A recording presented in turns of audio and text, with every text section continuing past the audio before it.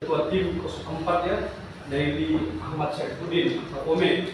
Di berikutnya di samping diri saya ada Imam Wahyudi ya, Warung. Beliau juga adalah salah satu tim hukum kami.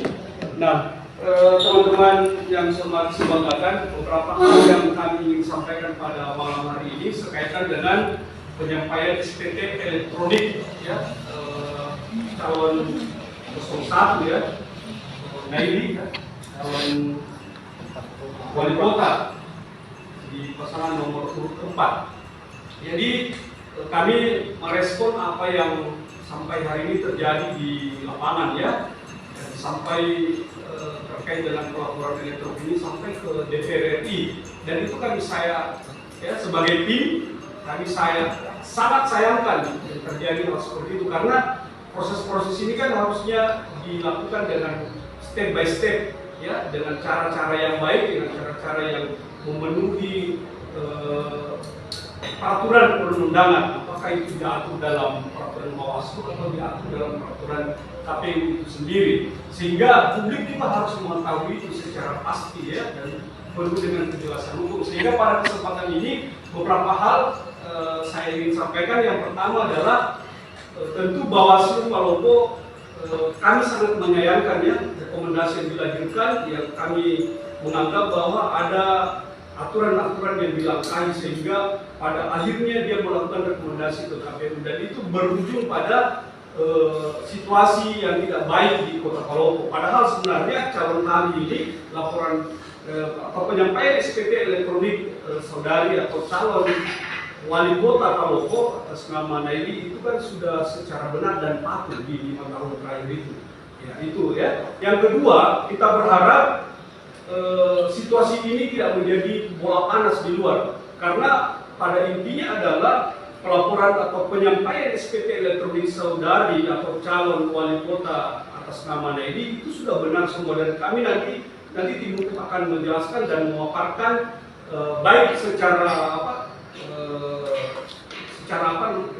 online nanti akan disampaikan. Yang ketiga yang kami ingin sampaikan bahwa dengan terjadinya ini kami berharap publik ini tidak salah kaprah. Ya, kalau tadi kita melihat ada video yang disampaikan oleh Ketua Bawaslu RI, kami mempunyai jawaban sendiri bahwa tidak benar itu kalau dia mengatakan bahwa ada pelaporan SPT yang tidak benar menurut mereka, karena kita sampai hari ini memegang bukti ya, dan itu bisa dilihat secara online, dan itu dikeluarkan sendiri oleh Dirjen Pajak ya di Indonesia. Dan berikutnya teman-teman sekalian, kita berharap juga di tim pelaporan SPT elektronik ini tidak dijadikan bahan penggunjingan di luar ya, bahwa apa yang terjadi sekarang ini bahwa dikatakan itu adalah sebuah pelaporan yang tidak benar. Kami akan jawab pada malam hari ini ya. Olehnya itu teman-teman sekalian, melalui kesempatan ini kami juga selaku tim berharap objektif menyampaikan ini ya. Teman-teman media, teman-teman wartawan sudah ada di sini ya, tentu kami berterima kasih dengan kehadiran ini supaya apa yang menjadi perbincangan di luar itu bisa menjadi lurus ya, karena nanti akan dijelaskan teman-teman hukum seperti apa sebenarnya, bahwa apa yang menjadi bola liar di sana itu bisa terjawab dengan baik. Olehnya itu teman-teman sekalian, itu selanjutnya saya serahkan kepada Ahmad Bayhaqi untuk menjelaskan beberapa poin inti sebenarnya dari beberapa isu-isu yang berkembang di 1-2 hari ini. Saya kira dari saya serahkan langsung ke Pak Ahmad Bayhaqi. Silakan. Ya, terima kasih. Tanya Haidar. Yang pertama yang saya hormati ketua tim pemenangan 04 yang selalu saya panggil Gai sih, saya akrabnya ya, saya takut selalu.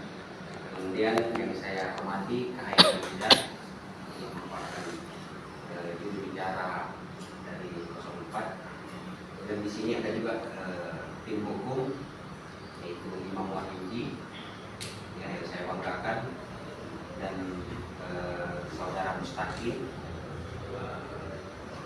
Nah, terkait dengan problem yang selalu dituduhkan, bahkan saya bilang sangat keji,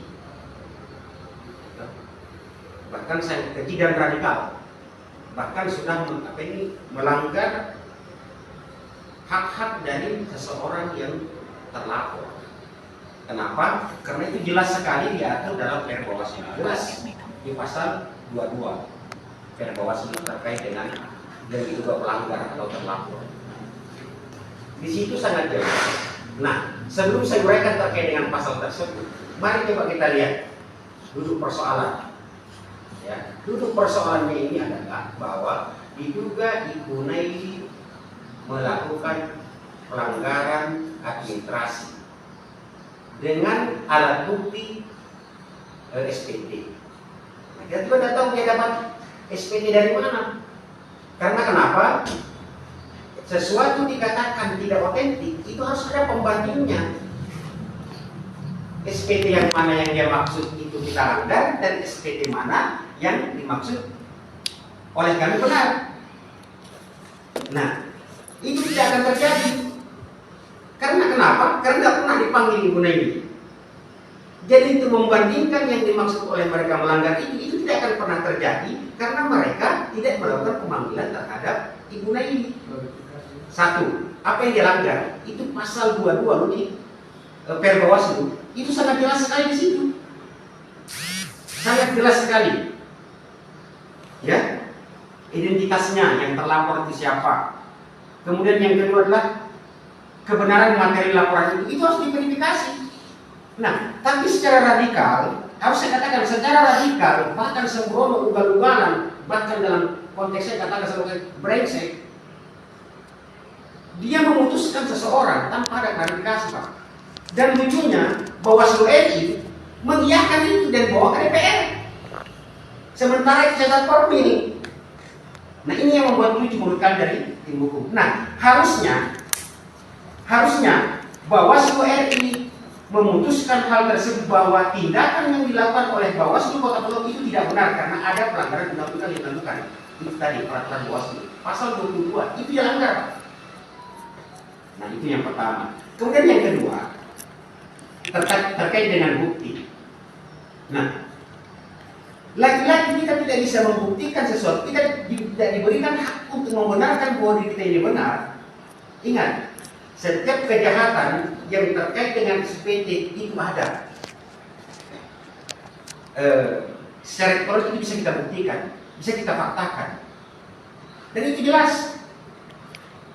Nah, yang ingin kami pertanyakan juga adalah bukti SPT apa yang dimiliki oleh Bawaslu sehingga tidak perlu lagi memberikan klarifikasi kepada seorang terlapor. Hebat derajatnya ini SPT ini ya. Bahkan sampai seseorang pun harus dihukumi dari saking otentiknya dikatakan menurut mereka ini, dan harus diputuskan pada saat itu tanpa harus ada klarifikasi. Ingat, ini lagi-lagi ini melanggar hak asasi manusia terhadap seseorang. Itu yang kedua. Nah, makanya kami sangat keras sekali kalau bicara tentang ini. Karena apa? Karena pelanggaran demi pelanggaran yang dilakukan ini sangat kejam dan luar biasa. Selalu saya katakan bahwa mereka menggunakan abuse of power. Mereka menggunakan kekuatannya tanpa mengklarifikasi seseorang dan menghukumi seseorang. Ini yang paling berbahaya dan itu sudah terjadi di Kota Palopo. Dan lucunya ilham oleh Bawaslu RI. Padahal sudah secara formil itu salah dalam perspektif hukum. Berdasarkan peraturan mereka, bukan berdasarkan kami, tapi berdasarkan ketentuan yang diatur dari Perbawaslu. Kemudian yang ketiga, ya. Tadi yang kedua ya. Nah, sekarang yang ketiga. Nah,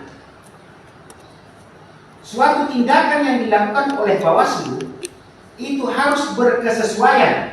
Ingat ya, harus berkesesuaian antara yang dituduhkan dengan fakta yang dimiliki oleh seseorang yang dituduhkan. Tidak boleh tidak bersesuaian. Karena ketika ada yang bersesuaian maka harus difaktakan mana yang otentik dan mana yang tidak otentik. Sementara kami sudah memberikan kepada KPU hal yang otentik. Nah, kalau misalnya hal yang otentik ini dikaji ada pemalsuan, boleh. yang otentik ini tidak dijadikan dasar. Sementara itu sudah ada di KPU. Lagi-lagi harus saya katakan bahwa abuse of power sudah dilakukan oleh Bawaslu. Dan ini berbahaya bagi institusi hukum, berbahaya sekali. Nah, kemudian yang ketiga, mari kita lihat secara bersama yang keempat ya. Yang keempat, coba kita lihat ya. Mungkin saudara Imam bisa cek bahwa apa yang dituduhkan oleh Bawaslu terhadap Ibu Naili itu tidak benar. Download Tribun X sekarang, menghadirkan lokal menjadi Indonesia.